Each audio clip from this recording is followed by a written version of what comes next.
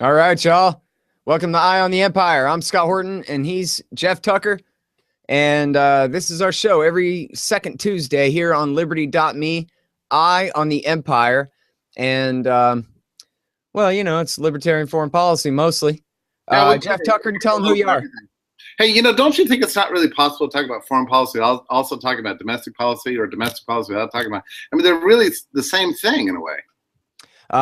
Yeah, well, as I like paraphrasing Garrett Garrett, he's a good one on this, where he says, in an empire, foreign policy dominates domestic policy. And every domestic policy, every want of the public is subordinate to the needs of the military bureaucracy. So, yeah, whatever it is must be sacrificed because, hey, it's an emergency.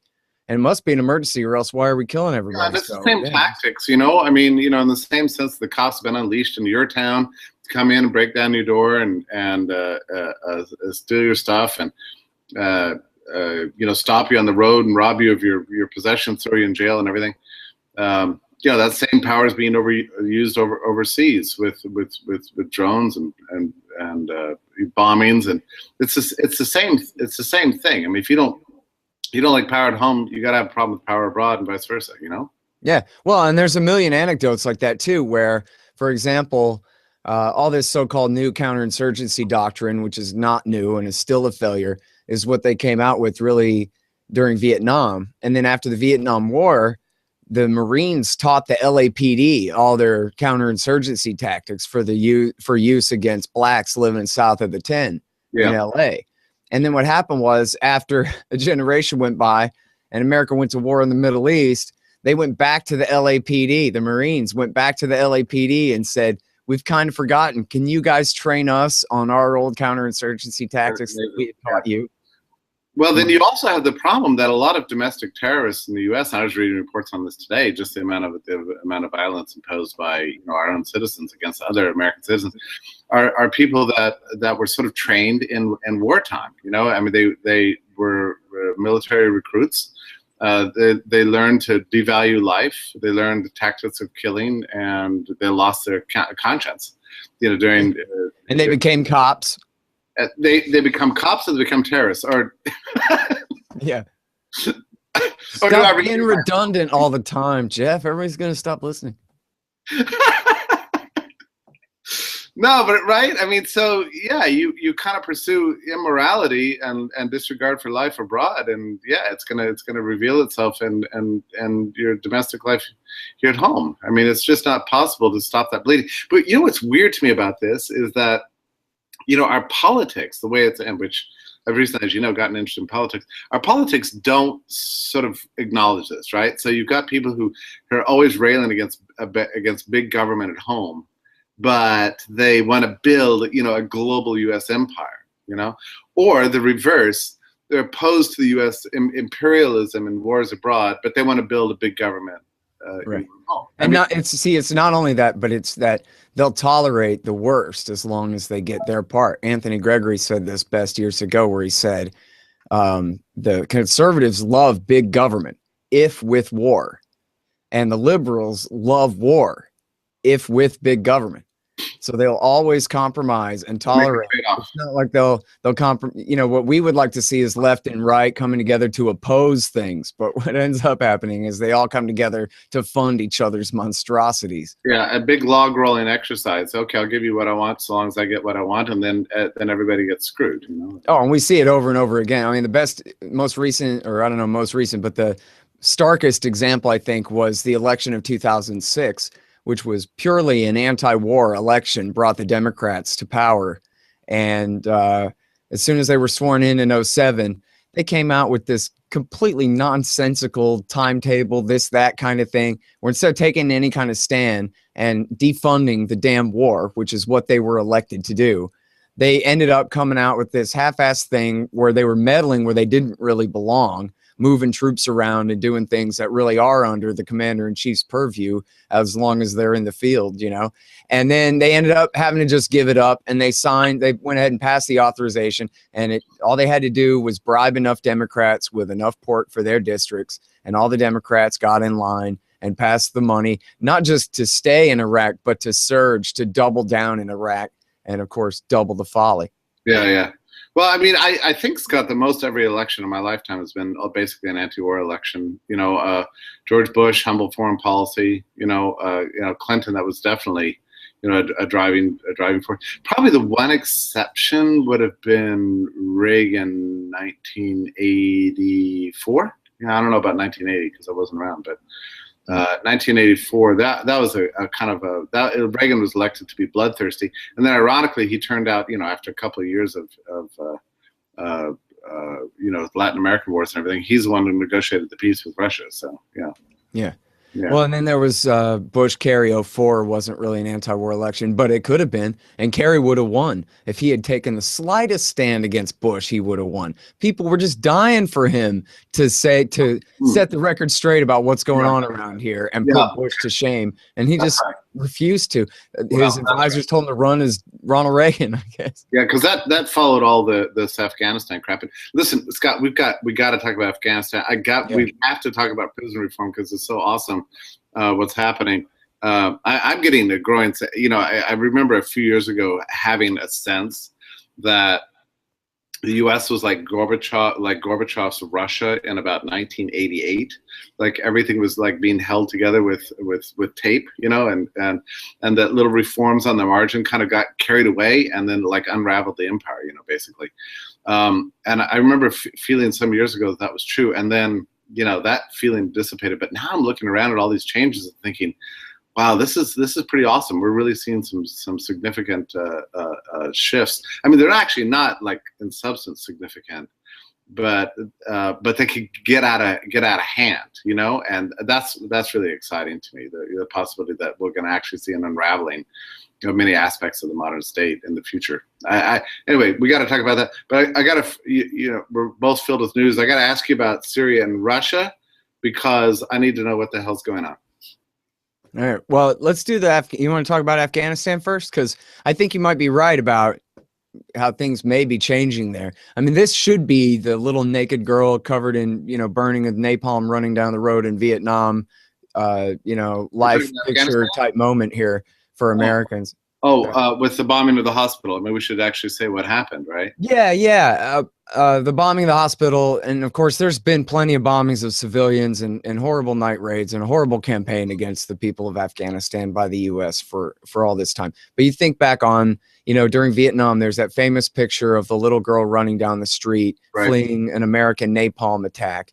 And this is, one of the things that was a real, chip in the edifice or whatever for Americans' belief in that war, that you're sure we're helping these people now because they look like they're suffering, that kind of thing. And I don't know if Americans even give a damn at all at this point, but this absolutely should be, even at this late date. It's a shame it would have to be, but this could and should be a moment where Americans just say, we don't have to keep doing this. We could just stop. And yeah, the Taliban's going to come back to power, but weren't we just all reading last week about how the Afghan police are all a bunch of warlords and child rapists and killers and murderers, and that Afghanistan is the second most corrupt country in the world after the United States of America? And why prop that up? How's the Taliban worse than that? Well, I don't know. I don't know who should be running Afghanistan. To tell you the truth, I have no clue. My guess is I'm not going to be happy with any government in Afghanistan, but I'm not really happy with any government here either. Well, anyway, even when it comes to the Taliban, we could ask the Pakistanis, our friends, to just please not back them so much, maybe, and give the people of Afghanistan a shot at creating some kind of system that would not be dominated by them. But you know what it is, Jeff? It's just like central banking, right? The false appearance of prosperity and in fact, you could trace it right back to Federal Reserve dollars, but more to the point through Army support, through U.S. Army and Air Force and CIA support for certain chosen players. We deform their value, their amount of power in society, and we basically build up a bubble of artificial power. Then when we're not there to support them anymore, we see what happens. They completely crash. You look at what happened in Iraq. As soon as ISIS came in by 2,000 or 3,000 men, they sent an army of 30,000 running from Mosul.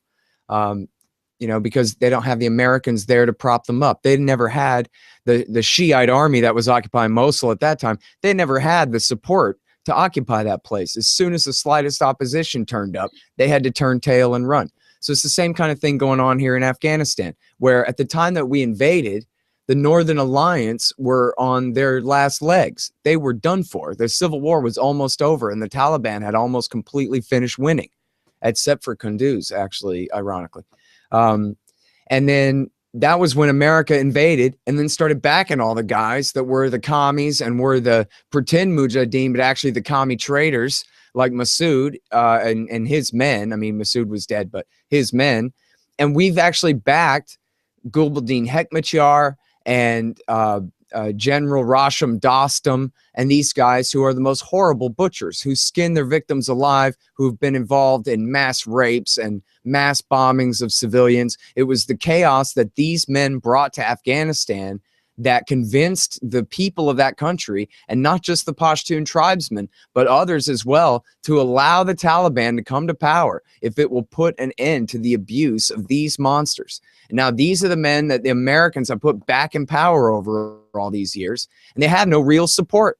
And as soon as the slightest bit of opposition, you know, shows up, they turn tail and run. So what was America even doing bombing Kunduz? We're bombing Kunduz because the surge didn't work, because the war is lost. After 14 years, Jeff, the war is lost. The Taliban came in and marched right in there and took over the town. So what does Obama do? Panic and says, start bombing them. So they start bombing them. And then whether you want to call it, you know, accidental or incidental, they're bombing civilians to death because you're only as good as your smart bomb site. You know, they complain about barrel bombs, like any active war that is not a laser guided or satellite guided munition is a war crime, meaning only America can bomb people. And then what do? Drop munitions right on hospitals, smart or dumb or whichever they are, red, white, and blue ones, burning little children to death. The timing of it was, by the way, just to put it in context, how long was Russia in Afghanistan? Oh, for a decade. And they killed 1 million people or something. I mean, the Soviet war in Afghanistan in the 1980s was absolute devastation. I'm sorry?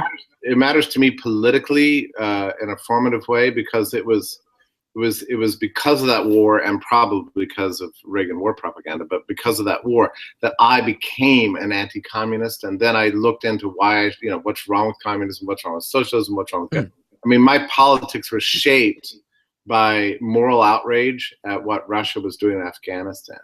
So, well, and there was, plenty to be had.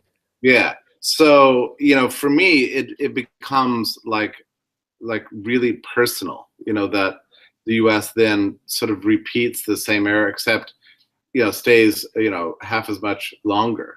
Right. Well, you know, I'll tell you a story.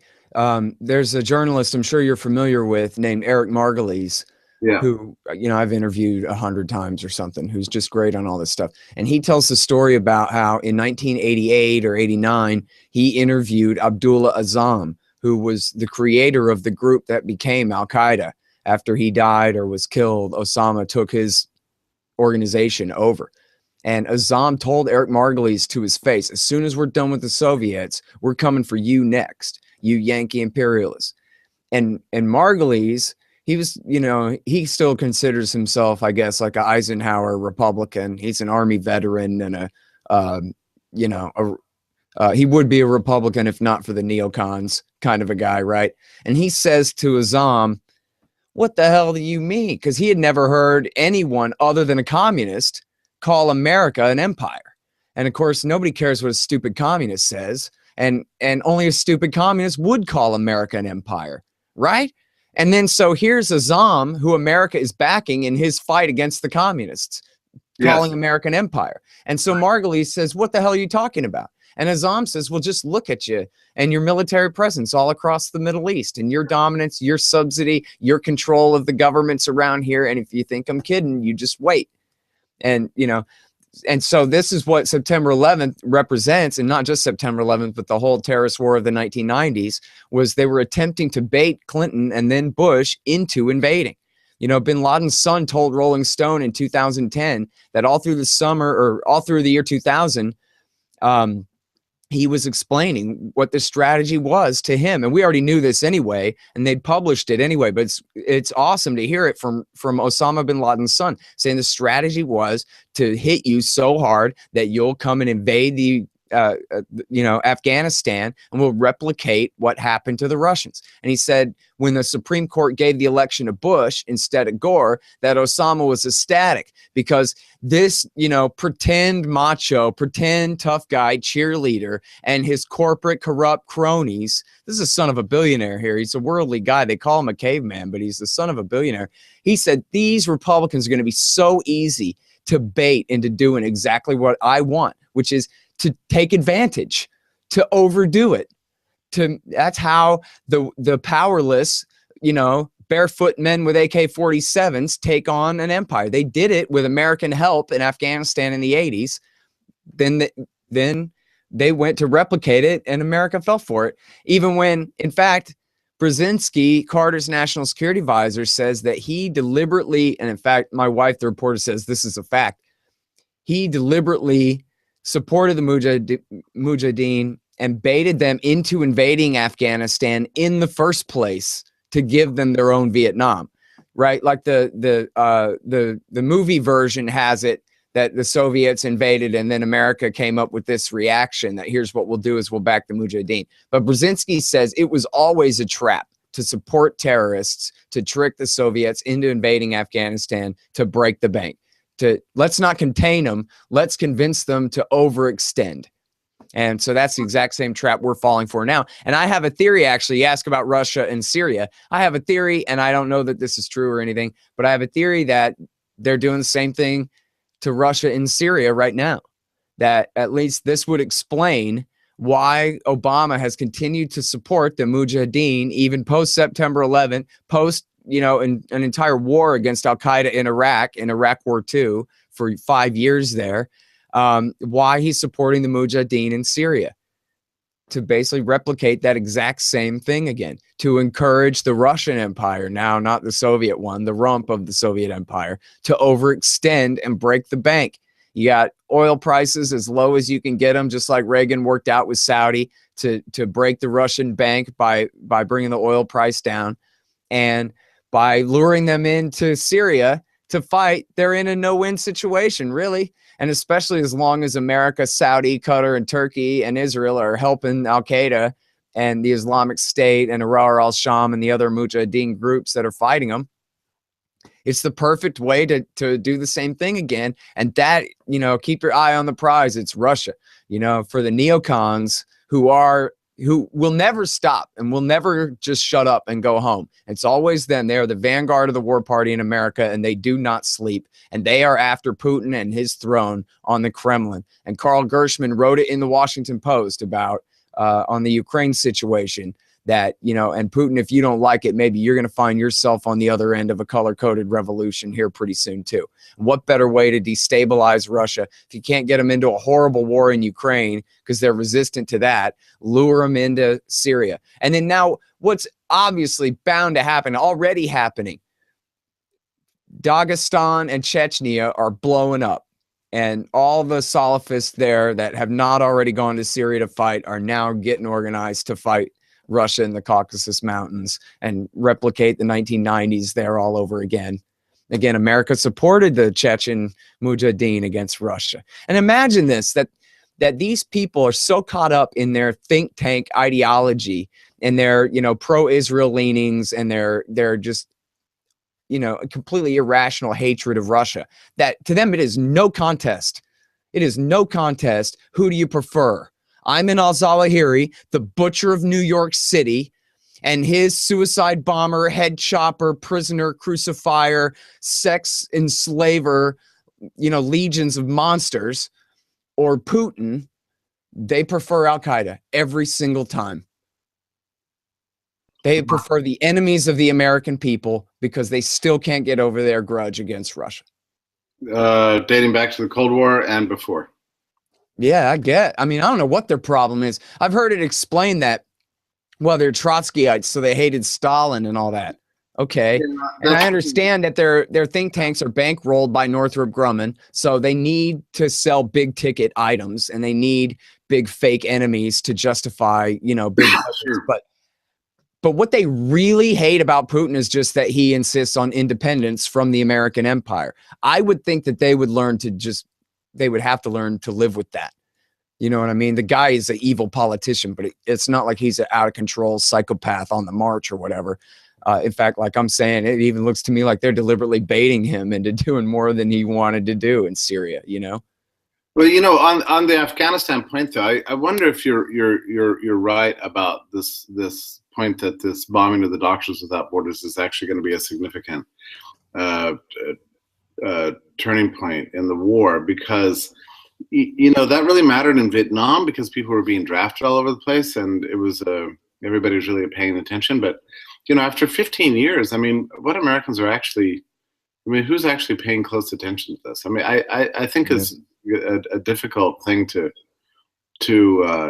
sell. I mean, I don't remember at any of the last two Republican debates, for example, anybody bringing up Afghanistan, you know, at all, and specifically. I mean, there's only abstract talk, you know, but nobody raising Afghanistan. In fact, I can't remember the last time I've had a normal conversation with a normal actual person who raised Afghanistan as a prolonged war that the U.S. needs to bail from. Yeah. Well, you know, we have a real kind of negative confluence of interest on the Afghan war issue. You know, Obama ran as Iraq is the bad war, Afghanistan is the good war. Yeah. And we're going to do that because he couldn't be too weak.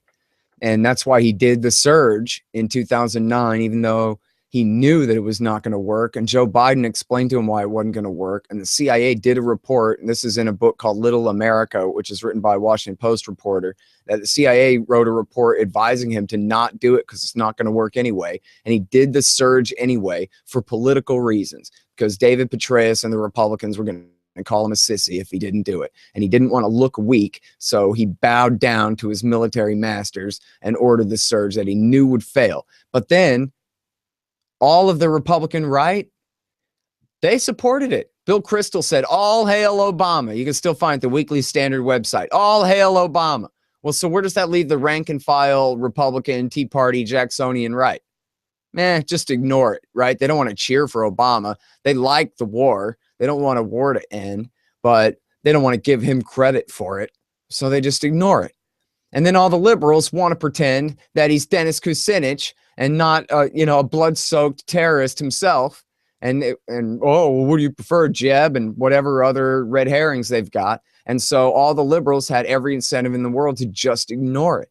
And meanwhile, you know, for people who are obsessed with foreign policy, it was just as bad as starting the war in the first place, or starting the war in Iraq, where it's just a slow motion train wreck, absolute, you know, destined to be disaster, where the surge never did work in Iraq. The only thing the surge worked at in Iraq is being a successful slogan. The surge worked. Wow. That just has such music to it, apparently, that it can shift a poll by 10 points if you just say it enough times, and then you can keep your war going. But as far as, and we could get into it, but just trust me, the surge didn't work, except as a propaganda stunt. So then they said, well, let's do it again in Afghanistan. Since the surge worked so well in Iraq, let's do it. Well, so it was and in Afghanistan, the whole situation was completely back-asswards and couldn't possibly work anyway, even compared to the situation in Iraq, where at least in Iraq, they were fighting for the majority that was destined to win sooner or later anyway,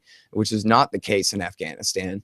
But then they had all of this nonsense about the new brilliant counterinsurgency doctrine and these super smart democratic technocrats who, they're not like the neocons, ideological and you know, hell-bent or whatever. They're these guys from the Center for a New American Security. They're these brilliant technocratic geniuses, and they're going to give the people of Afghanistan a government in a box. We're going to change their entire society, and we're going to clear, hold, and build them this new civilization in Afghanistan.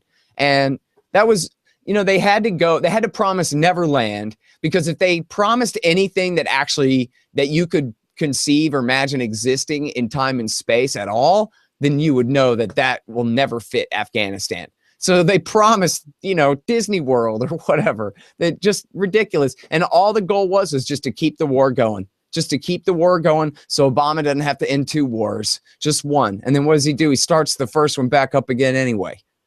But the same problem is going to face him or Jeb or Hillary or whoever's next. They can't leave Afghanistan without everything going to hell. So unless you had Ron Paul up there saying, I don't give a damn what happens, we're leaving anyway, then we're staying. You know, Obama already signed on till 2024, and they can continue to extend that indefinitely. Yeah. You know, let me say something about the timing of the bombing of the hospital. I found it extremely interesting that it happened, but, you know, 2 days or something after the shootings in Oregon, right? Where, you know, the entire country went through yet another sort of, you know, period of mourning. The president, you know, gives a press conference, you know, condemning the violence. This one he seemed particularly agitated about, used the occasion to, you know, essentially lie about the relationship between gun ownership and violence in America. And in any case, we were all just, you know, just overwhelmed with a sense of, you know, the lack of safety, you know. And then 2 days later, the U.S. government, you know, the one that Obama allegedly, you know, heads, you know, slaughters more people at a hospital filled with Western, you know, doctors trying to help people, Doctors Without Borders, you know, and then there was no mourning, you know, there was no taking stock, no sense of sudden moral introspection, you know. Instead, it was just the usual denials. Well, we have to wait till all the facts come out. You know, look, there was an attempt to, you know, there were terrorists not even nearby. This is collateral damage. It was an accident. What are you going to complain about? I mean, the disproportionality between the two was extremely striking to me. Yeah. Well, you know, I don't know. I guess maybe it's just me, but it seems like most of the denials and everything on TV lately are so childish and ridiculous that it just is making the government look worse. You know, when they refuse to apologize, when they change their story 6 times and all these things, and just expect people to just, you know, completely swallow it. I don't know.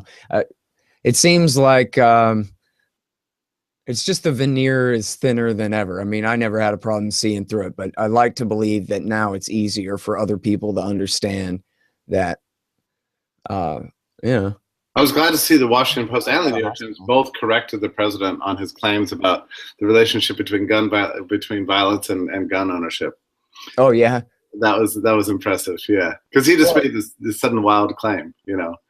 Well, you know, that's something that we could talk about too. You said you wanted to talk about mass incarceration and reform going on along those lines these days. I think gun control is a great segue into that, because here we have an actual move to decriminalize some of American life and, you know, begin to, at least on the national level, start rolling back some of the penalties for the drug war. But then we want to add them. All the liberals want to add a whole new category of prisoners, which, you know, we already have, of course, which is nonviolent gun possession charges. That's an interesting point. I mean, I was just writing an article before this thing began, and it has some good lines in it, actually.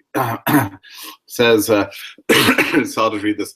The power of any state is instantiated by its willingness to use guns in jails. People can talk about policy nudges all they want, but coercion over property and ultimately over lives is what it all comes down to. A law means nothing without the cage. Anyway, I mean, that's really true. And liberals and conservatives can pretend all they want, whether they're talking about, you know, as far as like conservatives are concerned, you know, to talk about, you know, the problem of pornography or gay marriage or whatever. I mean, ultimately they're talking about what do they want to make illegal. When you're talking about what you want to make illegal, you're talking about who you're willing to throw into a cage. You know, that's ultimately it. And it's true with liberals with regards to guns too.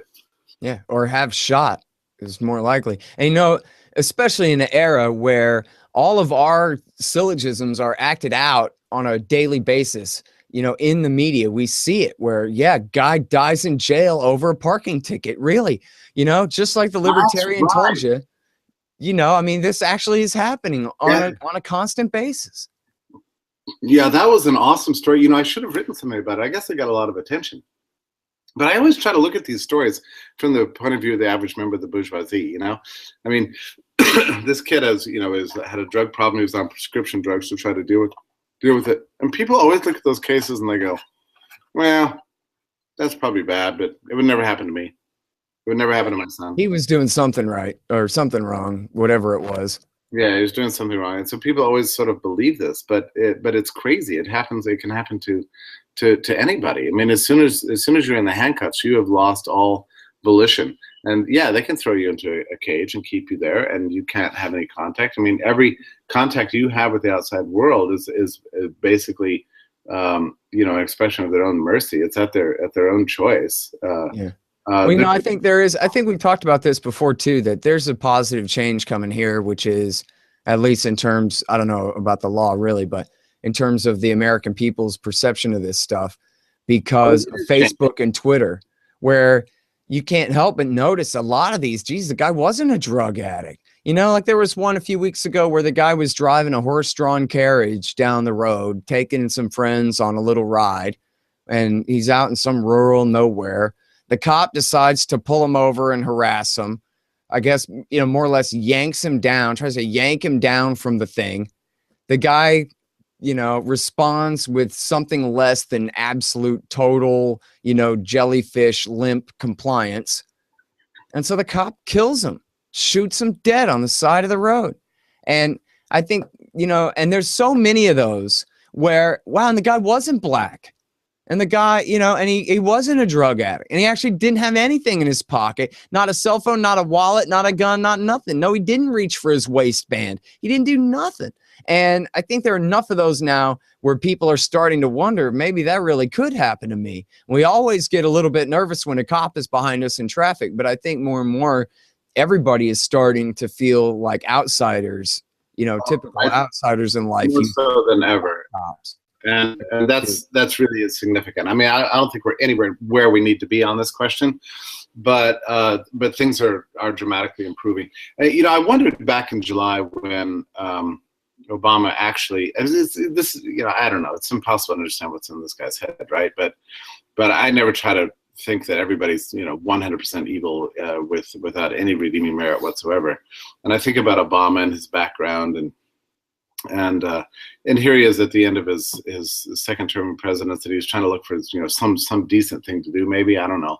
But he became the first president in U.S. history to visit a federal prison, which by itself is kind of an amazing thing, that you'd be throwing people in prison and never be willing to go or talk to them, never face these people.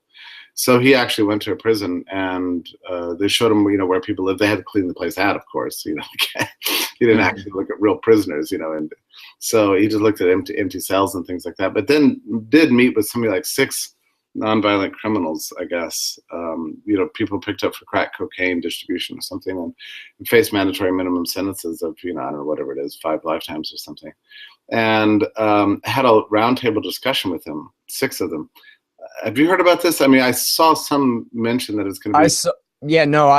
I saw headlines only. I didn't realize he sat down and talked with prisoners. Well, it's supposed to be aired on television. It was actually filmed. So that is supposed to be out sometime soon. I might actually watch that. I think it's actually significant. But when that happened in July, you always, politics is such theater. You're always tending to see anything that happens as just pure propaganda, and it's impossible for anything to happen in politics. It's not some element of propaganda, but I'd like to believe that there is something sincere going on. Apparently, at some point, he uttered under his breath, "There, but for the grace of God, go I." Which is true. I mean, all of us could say that about any prisoner. And yeah, that's that book, 3 Felonies a Day, where really, if the FBI, and this is apocryphal, but it's been told so many times, I just don't think there's any doubt about it, of FBI agents saying that just pick a person off the street, I can nail him to the wall, I can put him in prison for 30 years for, just name it, mail fraud. You received junk mail in your mailbox, blam, you're going down. If that's what they decide they want to do to you, they'll just get you for anything. Yeah. Yeah, so I mean, I think there's an element of truth to it, and I think it's good for our elected leaders to actually face these kind of situations. But now, then suddenly, I guess it was yesterday, it was revealed that the U.S. Sentencing Commission and the U.S. Bureau of Prisons, both of which operate under the Justice Department, have changed some regulations and rules, and are freeing some more than 6,000 prisoners from federal prisons who were in for these nonviolent offenses, and this is happening on October 30th, and it's a big deal, Scott, because as you follow U.S. foreign policy so closely, U.S. hardly ever, by any of its actions, admits an error, but this is the closest thing you can get to. Right. To an admission, a reversal of a policy, and things had to get really, really bad to kind of come to this point. So it's extremely significant. Here's how bad it is. Even Carly Fiorina in the debate said that it's absolutely crazy that America locks up more people than any other nation on earth, et cetera, et cetera. So if people that far to the right are complaining about it, then they have no choice but to. It's not that she cares; it's that her pollsters say you can't be bad on this anymore, Yeah. The government monopoly, by the way, from a theoretical point of view, I mean, government monopolization of the criminal justice system is probably the single worst aspect of the state. Now, I think it's interesting that traditionally conservatives and libertarians have, over the last 50 years, always sort of said, well, the state doesn't need to be owning electrical plants, and it doesn't need to be running education, it doesn't need to be running welfare and Social Security. But of course, it has to have a monopoly on criminal justice. That's the one thing we can't. Back when I was a minarchist, I used to argue that, if the government only did national defense and criminal justice, and I guess, whatever, civil courts, and that was it, then maybe the limited Republican Democratic form of government would be enough for Americans to actually control that and make sure that it's run right. But when it has 10,000 different objectives all the time, and it's bought off by interested parties in every case, then the whole thing is basically just a free-for-all. Now, I don't even really buy that anymore, but that would make a lot more sense than a state that's in charge of friggin' everything and including mass incarceration. You know what I mean? Because look how it is. George W. Bush in Texas, the way he won when he ran for governor in 1994, was saying, yeah, we're going to crack down on the kids. We're going to have a new regime of juvenile justice in America. Him and Karl Rove tested that. And that was their focus group talking point, was we're sick and tired of these kids not being in prison. And so let's imprison them. I remember this. I remember there was a wild mania on the right, mostly, right, for prisons. I mean, the think tanks were cranking out policy studies all the time about the glory of prisons. Like the more people you put in prison, the more peaceful society becomes. Which I guess, except for the fact that the government's arresting everybody all the time. It's not exactly peaceful, but yeah, they got prisons to fill and a motive to fill them now. Yeah, so that was a huge vogue, and that has dramatically changed. So, okay, so we got this. It's not Bastille Day, but it's the closest we're going to get so far. Coming October 30th with the release of these prisoners. And by the way, I worry about this actually, because there's these people are going to be tracked, right, by the advocates of the police state. And anything goes wrong in this prison release thing, it's going to be declared a disaster. So I mean, this could backfire. And after all, prisons aren't the best schools for how do you say, behaving yourself in a civil way.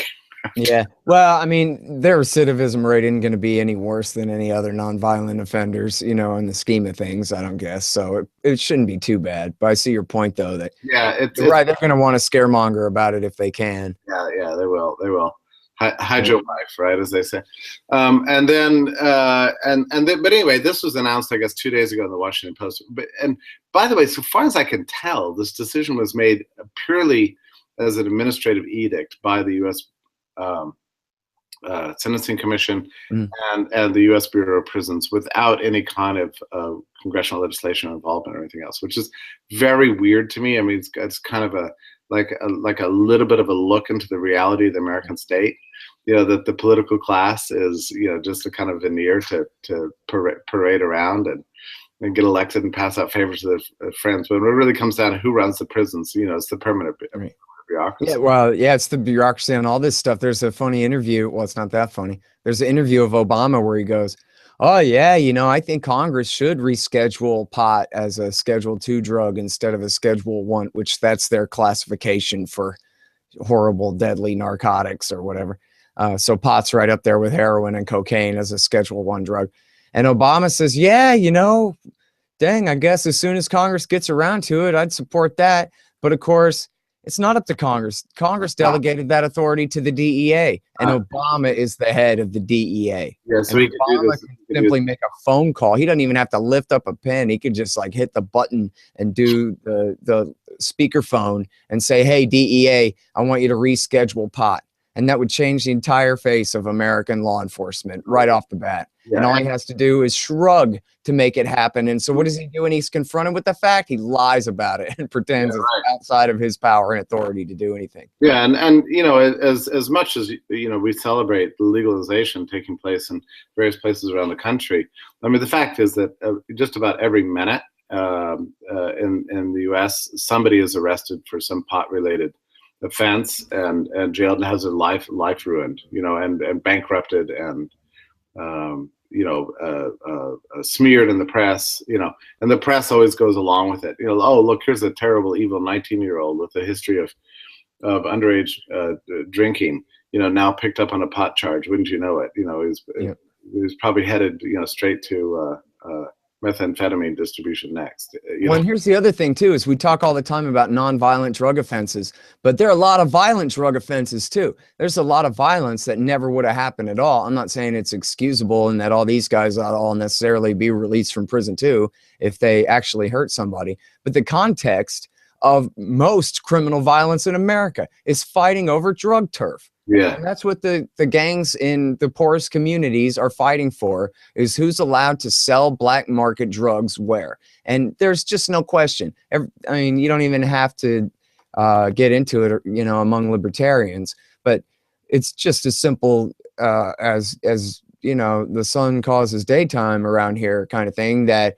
if you could buy the stuff legally at the store and above board American businesses, open market businesses, could engage in the drug trade, that all the black market cartels would be out of business immediately. You already see the effects of that, where Mexican growers are saying, "Man, the Coloradoans are putting me out of business. Now I got to grow alfalfa." Yeah. Well, here's an even better idea than having drugs for sale in the store. How about making them online? Make them available online for sale. But we had a very creative young man do that. And then what was the result? Well, they put him in prison for the rest of his life. Yeah, for 4 lifetimes or whatever, So, but I mean, the thing is too, though, is people need to recognize that, everybody always wants to make a half-ass argument. I see this all the time when it comes to war. Is instead of saying, "Well, we should just quit," they say, "Well, we should ally with Russia and Iran now. We should switch from the thing we're doing to another terrible thing." When the answer is no, we should just stop. And we see this with the war on drugs, as people go, "Well, we don't want to legalize heroin," or "We don't really want to legalize the drug business, but we just want to decriminalize drug possession." Well, if you do that, you're still keeping all the damn social ills that are caused by the war on drugs and the driving of all drug consumers into the underground marketplace. So you're not really solving the problem with, mealy mouth.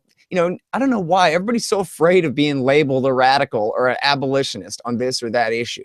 But decriminalizing heroin use, all that means is you're going to have more junkies. But it doesn't do anything to prevent the violence that comes with people fighting over the turf. And believe me, people don't fight over pot turf the way they fight over heroin and cocaine, I'm in favor of like progress in whatever area, but the bottom line is that, full-scale legalization of everything and normalization of these markets is really the only answer.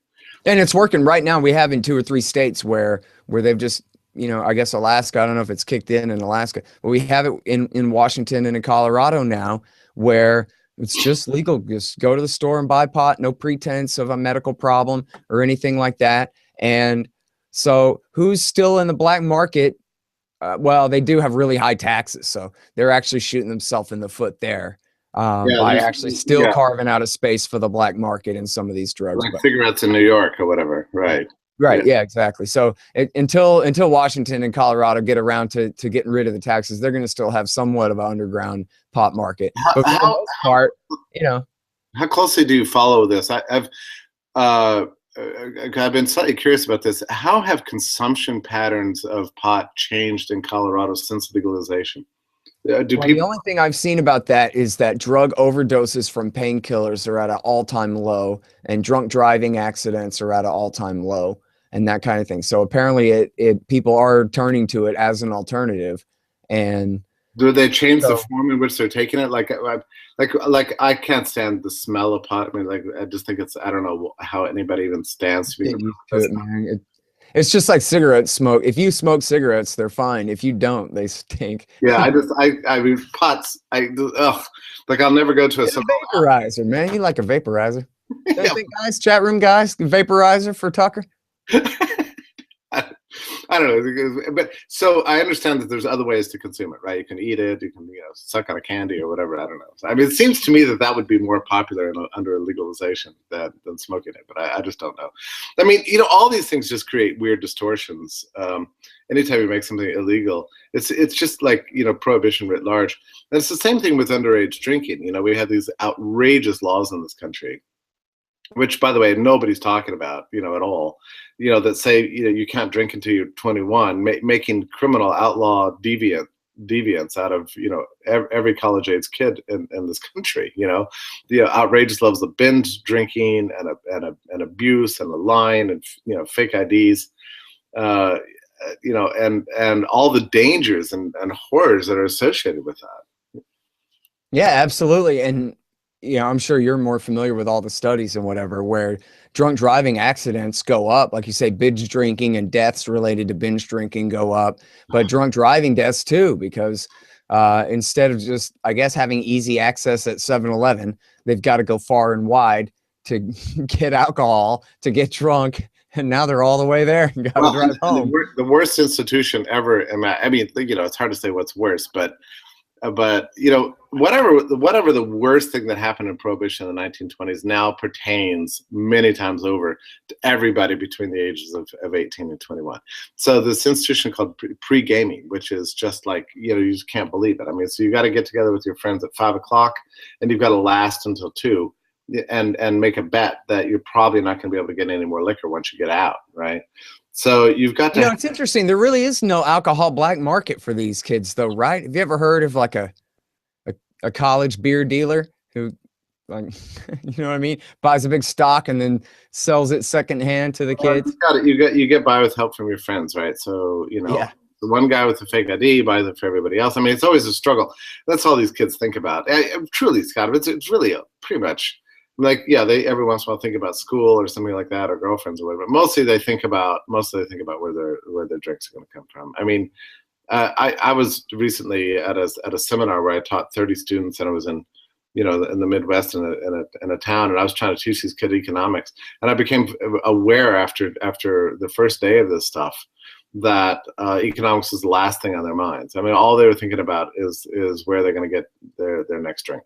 I mean, it's the most, and it's a cultural thing. I mean, they've created, that whole age group has created these kind of weird structures, these institutions of pre-gaming, of private drinking, of just outrageous levels of binge drinking and abuse, and disgusting, kind of poisonous levels of alcohol consumption. You just can't believe it, and fake IDs and illegality, and it's dangerous for old man Tucker. I know, right? But look, it comes about from just the laws. I mean, this is what and really, it's not. I mean, you can describe all these things, but it all traces to just bad law. I mean, and it could all be wiped out instantly with the pen. But I'm glad that we're talking about the decriminalization of pot. I think it's good. We're talking about prison reform. Well, that's good too. But there are areas of American life that nobody wants to even breathe a word about. There's no support for it whatsoever, and I think the drinking age stuff is crucial.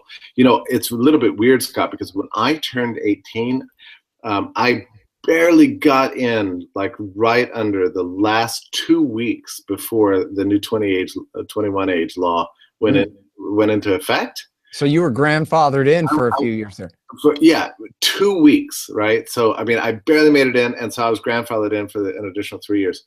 So I never experienced anything like this weird world of clamoring around for liquor and binge drinking, all the crap that's associated with it. So I mean, this is all came about, like, right, you know, began to develop in the 2 weeks following my 18th birthday, you know? And now we have several generations, you know, being raised in it. This happened in like 1984, right? And the culture is getting, you know, it's getting worse and worse and worse. And now, oh, big surprise, there's a date rape crisis on campus. Oh, you know, who could have predicted that? You know, I mean, come on. Actually, I think most of that is just a bunch of phony crap anyway. A bunch of inflated numbers by a bunch of social justice warriors. Well, I mean, whether it is or not, I mean, if, you know, people, these kids are put themselves in very, very dangerous situations and not allowed to drink in public places. Well, yeah, no, that's true. The difference between having a couple of beers and being completely blackout, worthless drunk until sometime tomorrow. Yeah, you know. a couple of beers in a public bar,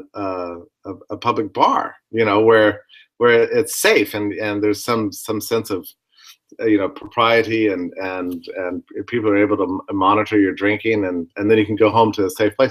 But if you make it impossible for people to consume liquor in these public places, that's when they find the frat houses. That's when the dorm rooms become. That's when the private spaces and all the weird stuff you know, begins to develop. Yeah, good point. So yeah, and that's why I bring up the date rape thing, because, you know, if this is a problem, I mean, the solution is how about let's make it possible for people to drink in safe environments. And there's no safer environment than a commercial bar downtown, you know, where you can follow the drinks from the shelf to your drink and make sure you're not. Until the cops decide to riot and start cracking skulls at anybody who happens to be on the street, which is what happens on bars sometimes. This happens all the time in Auburn, Alabama. They, you know, kids get so drunk they decide, well, I'm sure they can't drive. That would be unsafe. So they decide to walk home and they get arrested for public intox. Yeah, yeah. I mean, around here in Austin, they'll go into the bars and go, "You're drunk. You're under arrest." just really making money. They're just a local kidnapping ring. That's all they are. Pay us off and you're free to go. Yeah, let's, you know, so in other words, it's illegal to be drunk, basically, right? Yeah, yeah, exactly. Regardless of what age you are? Yeah, and regardless of how you plan to get home or whether your car is parked directly outside the door or what, you know. Yeah, is it possible to actually comply with the law in this country, I wonder? No, that's the thing. That's like I'm saying, that book, 3 felonies a day, each and every one of you, including, you know, rich business owning, church going, politically connected folk. You all are all guilty of 3 felonies a day. And if they want to put some charges on you, that's exactly what they'll do. So what my real hope is that some of these measures, you know, with prison reform and maybe public, and maybe this Afghanistan thing, you're right about it. I mean, maybe this is it. But, you know, as we begin. Oh, yeah, by the way, I didn't mean to say I think that's what's going to happen. I was just saying I hope so. It should be. I like to think Americans care enough at all that they have a limit for, you know, how many innocent people they'll kill. But I don't mean to sound naive. There's some limit. I mean, things have been ramped up so far. Oh, another thing that's come out this week, Scott, I wanted to talk to you about. The new Economic Freedom of the World report has been released. Now, oh, yeah, I read Nicholas Kristof about that in the New York Times, actually, if that's the same thing you're talking really? It's being covered in the New York Times? Yeah, yeah, where he's saying it's less than 10% of the population of Earth is living in extreme poverty right now. Oh, yeah, that was a really nice article. But the lowest ever. Yeah, that was great. But the Economic Freedom of the World report is an amazing thing. So, you know, we call ourselves, we're in the age of science, right? We like to look for cause and effect. And we think, you know, we're not going to believe anything until it's been empirically demonstrated, whatever. Okay, so now you have this report that comes out. It's been coming out now for, I don't know, 10, 15 years. that establishes, beyond a shadow of a doubt, a relationship between free economic freedom, which is defined as sound money, reliable property rights, good trade relationships with the world, somewhat rational deregulation or rational regulations, non-arbitrary laws, and these sorts of things.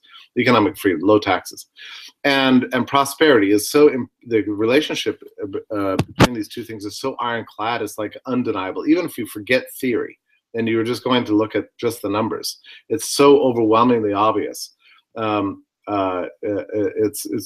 It's statistically proven by any standard.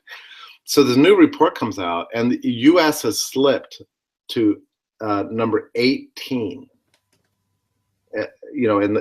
From being something like number 3, like 15 years ago, 18th in the world, and Romania is one spot below it. Romania. Man. And Georgia, the ex-Soviet, the former Soviet state of Georgia, is one step above the U.S. Can you imagine? Yep. Oh, absolutely. We got the biggest government in the history of the whole solar system, man. In the history of governments that will ever exist on this planet, we got the biggest. That for sure, certainly from a funding and weapons point of view, right? But just in terms of economic freedom, we are slipping further and further behind. And big surprise. Okay, so now we've got economic growth that's pathetic. It's 1, 2.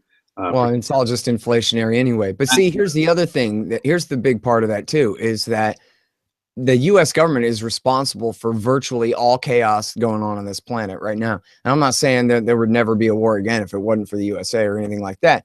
But the USA is responsible for every war going on right now in Afghanistan, Pakistan, Yemen, Somalia, Libya, Syria, Ukraine. In Mali. We made Nigeria worse. We've been picking sides in Congo, and the rest of the world's at peace. Yeah. The rest of the world is virtually at peace, except where America is doing, our allies' dirty work, mostly at the expense of the American people and the rest of the planet Earth. And in the midst of all this prosperity, the weakest, poorest nation in the entire Middle East, Yemen, is being bombed absolutely to smithereens. They said that Yemen after 5 months looks like Syria after 5 years. Looks like Patrick Coburn compared it to Stalingrad after the war. Just complete devastation. America and Saudi Arabia picking on the most helpless population they can possibly find in Yemen, and literally flying as Al-Qaeda's air force against the Houthi movement there. So, and they're starving to death. This is a country that is the poorest country in the world. Oh, and I only found out recently that the reason they import 80 to 90% of their food is because of American, IMF, World Bank restructuring this and that made them destroy all their farmland in the first place. But I'm going to interview the lady about that coming soon. But that's why they import 80 to 90% of their food, is because the West ruined their economy in the first place. And now they're just laying down dying in the midst of this war that America has been waging against them outside of the headlines almost entirely for the past 6 months. Well, I mean, in the end, and this is what this Economic Freedom of the World report, how it relates to Yemen and the decline of world poverty and everything else. I mean, the U.S. faces like an absolute, like right now, a choice. It's like, we can pursue the empire at home and abroad, and see the American people slip further and further behind the rest of the world and its material prosperity, and continue to see the young people not having job opportunities. This kind of political anger that leads to things like Trump and Sanders, kind of style, fascist socialist revolts. Or we can dismantle these structures and actually experience peace and prosperity again. I mean, that's really the choice we face, and that's demonstrated in theory and the empirical data and everything. And we're really at a remarkable crossroads right now. Mm-hmm. Yeah, it absolutely is a perfect time to quit. And in fact, with Russian intervention in the war in Syria, I mean, that could just amount to them calling our government's bluff on getting rid of Assad, but then could be the beginning of a whole new, negotiation to go ahead and You know, even the Russians have said they don't mind Assad going, but he should go at the end of the negotiations, not at the beginning. And we shouldn't regime change the entire state. We should just, you know, whatever. And so America can intervene with our allies to stop backing Al-Qaeda, and the Russians can intervene with Iran and Damascus and Hezbollah, and everybody can come to some kind of agreement. It ought to be possible. It's the perfect opportunity for us to quit, because our government's policy, the bluff has been called. We're not getting rid of Assad now. The Russians have made sure of that. So what are we going to do? Just keep this thing going forever? Or why don't we negotiate a good outro to this war and then forget all the rest of it? What are we going to do? Make Mali and Nigeria and Libya worse by fixing those problems? Make Iraq worse by fixing that? It's the perfect time to just call the whole thing off, man. Absolutely. Call it off at home and abroad. I mean, call off every war. The war on pot, the war on liquor, the war on everyone in the world. Yeah, who needs them? And you know, that's the libertarian vision. This is what I like about Jacob Hornberger, and do this show with him every Thursday here on Liberty.me, is he just has no tolerance. Just, oh, we don't need him at all. The CIA, the DOD, fire every general, every spy. We don't need them. The national security state, don't need them. The war on everything, don't need it. The welfare state, don't need it. We could live in a free society. No, really, just stop loving them. Stop believing in them. Yeah, it's there for the taking.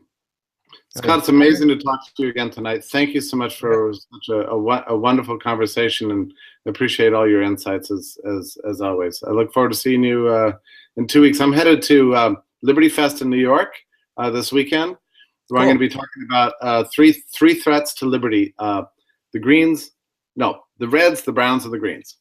So cool.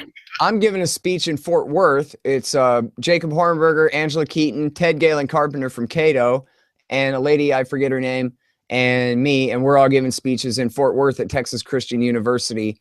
If it's free too, if people go to millennialinstitute.org. Their young Ron Paulian kids are having us out there. What? Who's the organization? Is it the YAL? I have it here. Let me see here. I should get it right. Make conversation, not war. The Texas Millennial Institute. TexasMillennialinstitute.org. Okay, that is awesome. I'm so glad. You need to be speaking all over the country all the time. I'm sorry you're not going to be up in New York, for example. I mean, well, we'll see how it goes, but yeah, okay. Well, great show, Jeff. See you in 2 weeks here. All right. Take care, my friend. Everybody. Thanks for watching. America went to war in the Middle East. They went back to the LAPD. The Marines went back to the LAPD and said, we've kind of forgotten. Can you guys train us on our old counterinsurgency tactics that we had taught you? Well, then you also have the problem that a lot of domestic terrorists in the U.S., I was reading reports on this today, just the amount of violence imposed by our own citizens against other American citizens, are people that were sort of trained in wartime. I mean, they were military recruits. They learned to devalue life. They learned the tactics of killing, and they lost their conscience. During and they became cops.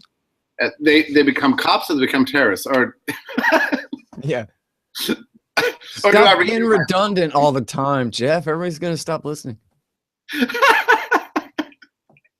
No, but right. I mean, so yeah, you kind of pursue immorality and disregard for life abroad, and yeah, it's gonna reveal itself in your domestic life here at home. I mean, it's just not possible to stop that bleeding. But what's weird to me about this is that our politics, the way it's in, which I've recently, as you know, gotten interested in politics. Our politics don't sort of acknowledge this, right? So you've got people who are always railing against big government at home, but they want to build, a global U.S. empire, or the reverse.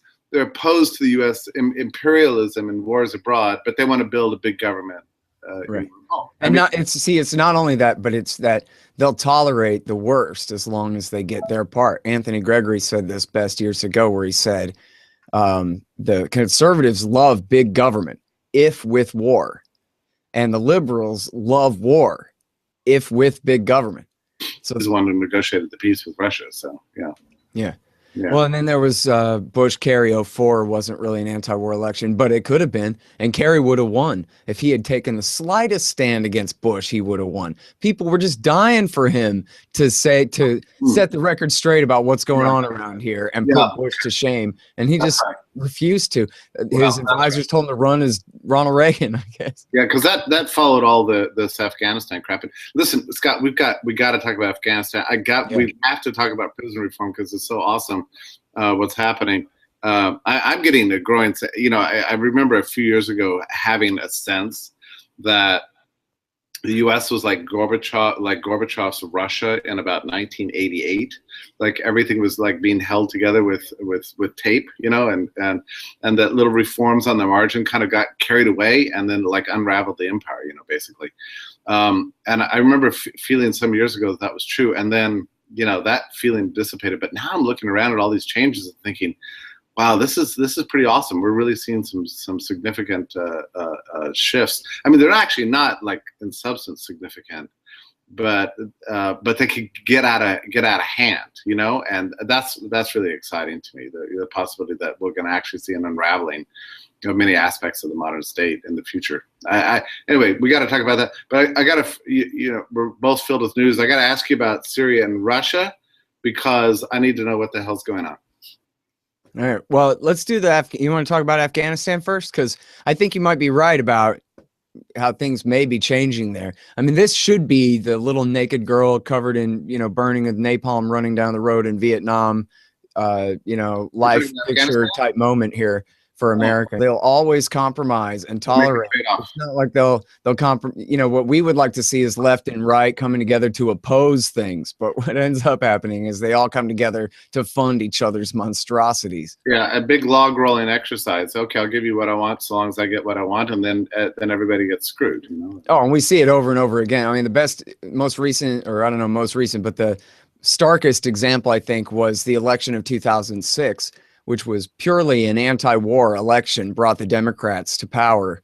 And as soon as they were sworn in '07, they came out with this completely nonsensical timetable, that kind of thing, where instead of taking any kind of stand and defunding the damn war, which is what they were elected to do, they ended up coming out with this half-assed thing where they were meddling where they didn't really belong, moving troops around and doing things that really are under the commander-in-chief's purview as long as they're in the field, And then they ended up having to just give it up, and they went ahead and passed the authorization, and all they had to do was bribe enough Democrats with enough pork for their districts, and all the Democrats got in line and passed the money, not just to stay in Iraq, but to surge, to double down in Iraq, and of course, double the folly.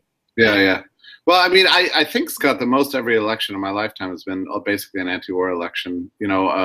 George Bush, humble foreign policy. Clinton, that was definitely, a driving force. Probably the one exception would have been Reagan, 1984. I don't know about 1980 because I wasn't around, but 1984. That was a kind of Reagan was elected to be bloodthirsty, and then ironically he turned out, after a couple of years of Latin American wars and everything. He's all right, y'all.